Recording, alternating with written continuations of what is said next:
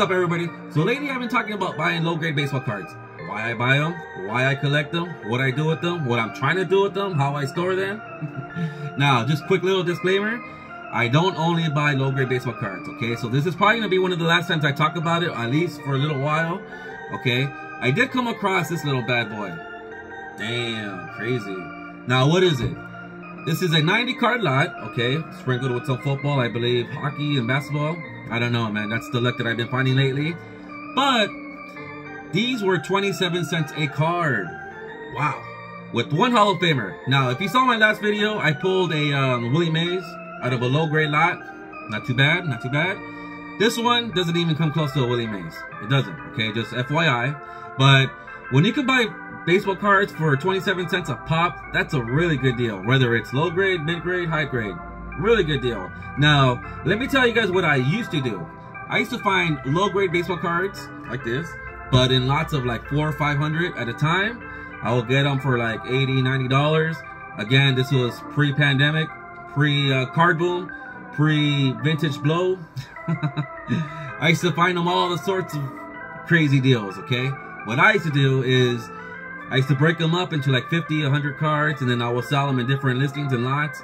I would make a profit. I would literally sell them for at least $1 a pop, because there's people out there that like low-grade stuff. I like low-grade stuff. However, I'm just trying to do different things with it, okay?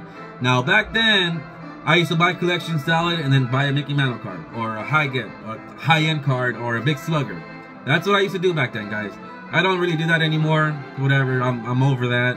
You know, putting all that time and effort for something like that. I'm over it. However, when you can find some baseball cards for 30 cents a pop, or at least under 30 cents a pop, that's still a really good deal, regardless of any condition. Now, I also have these little bad boys, in which these were listed as low grade, poor, and let me show you guys these 4 cards, because I don't know if they're low grade poor, at least in my eyes, because they look good, very good-ish, condition-ish. They look really good. Let's just say that. So, come follow me. Alright guys, so this is the 90 card lot that I got for $25, in which I feel is a really good deal, considering 27 cents a card. Now, there is one Hall of Famer in there. Nothing too crazy. We're not going to pull out a Willie Mays like last time. Nothing along those lines. There is some football cards scattered in here, not too many. I believe some hockey as well. I'm not sure if there's any basketball cards in here. I can't remember. However, 27 cents a card for these, I feel it's a really good deal. Now, most people probably don't, but that's because most people don't set build, and most people don't like cards that are low grade, okay? I like low grade. In fact, I like all cards. Low grade, mid grade, high grade. It doesn't matter. I just like the deals. And if there's some real beaters in here, that's okay. We can play arts and crafts with them and, you know, just use them for that. You know, some decorations and all that stuff. So that's primarily why I'm buying a lot of this low grade stuff lately. Okay, that and there's some cards in here that say they're low grade, and I don't feel like they're low grade, like the 4 that I'm gonna show you at the end of the video. So let's see what's in this little bad boy. Okay, these are all vintage. I think there's some from the 50s, but majority of them 60s. We got Bob Ellison right here in 1960s. Okay, that's our first football card right here. Billy Neighbors. Never heard of him. How many of you guys have heard of him?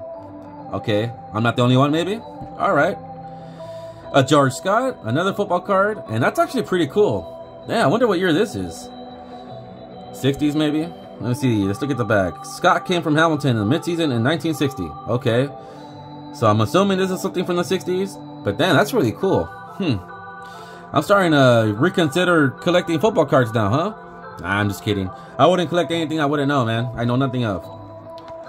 Just like investing. Don't invest in anything you're not aware of. You got Bill Rigney right there. Astros 1967 rookie stars.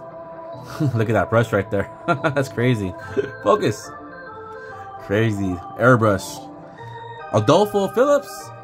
Tommy Sisk. Billy Odell. Damn, what's that right there? Gross.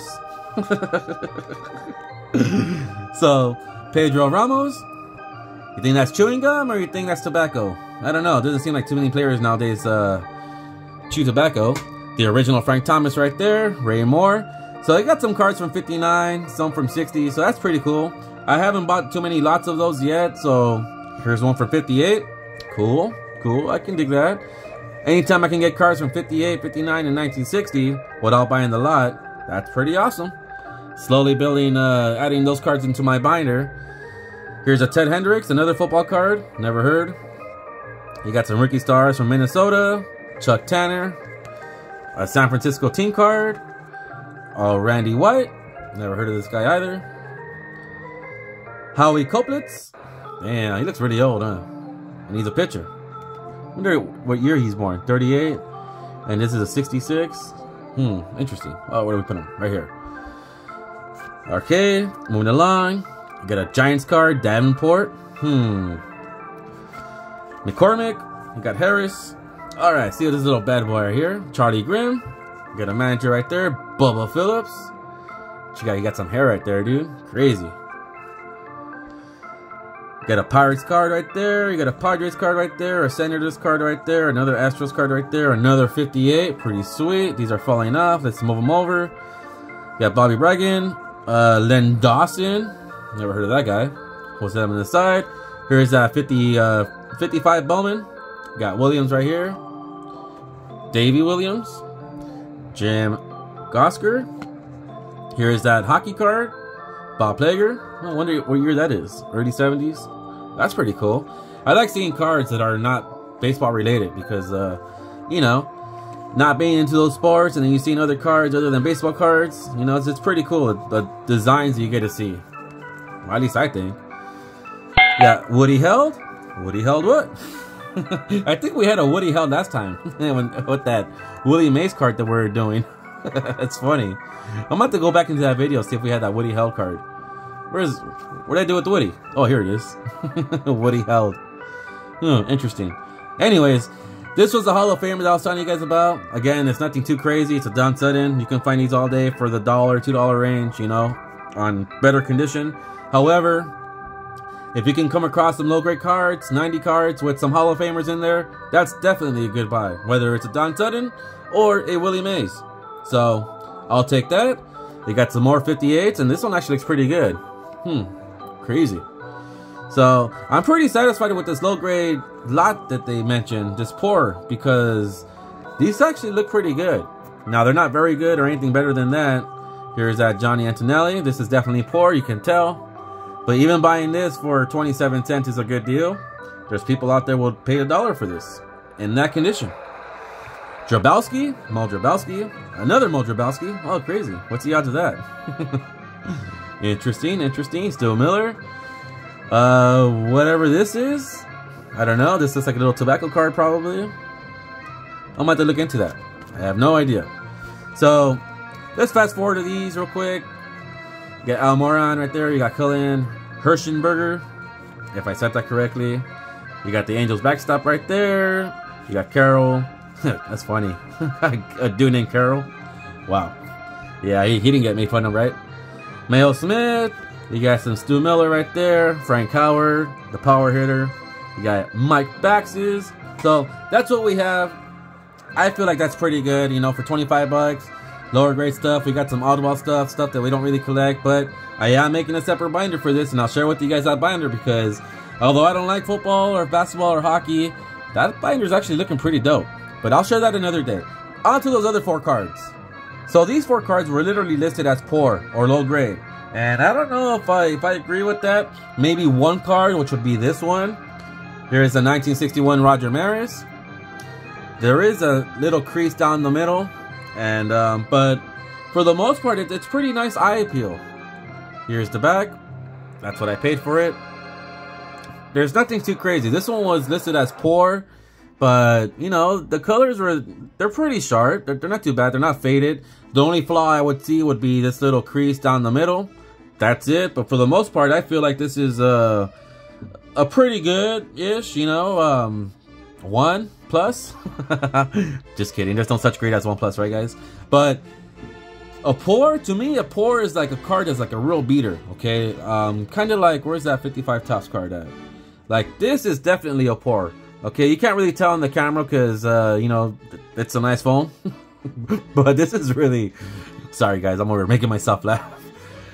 This is really a beater outside the camera phone, as you can tell. There's like all these lines here, and with the camera phone you can't see it really, but in person you can definitely tell that this is a beater.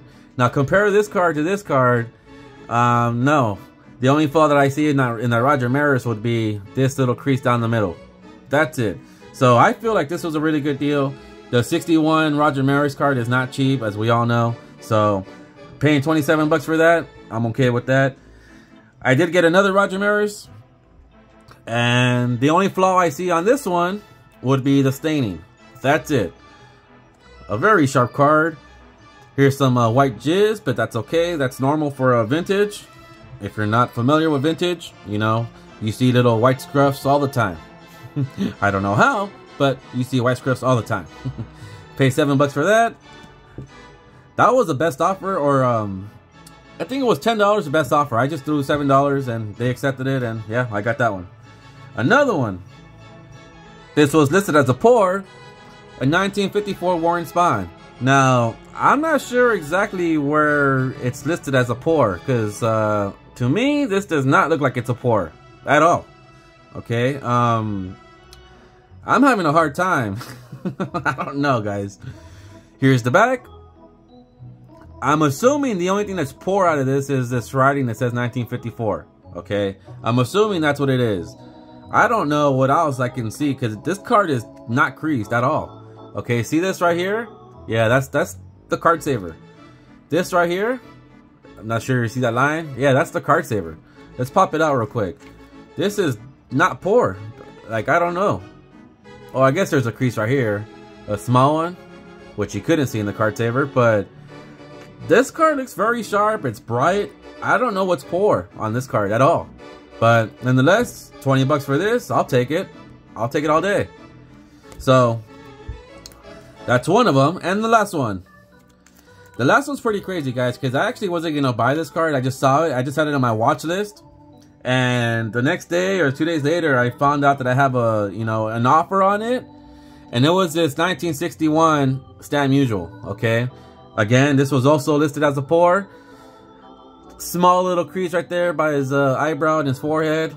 But at $24 or $25, which it was originally listed, I don't feel like it was a good deal. I saw these all day at Burbank, and 24, 25, and about the same card condition.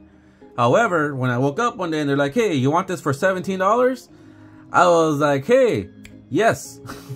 So, this was listed as pour.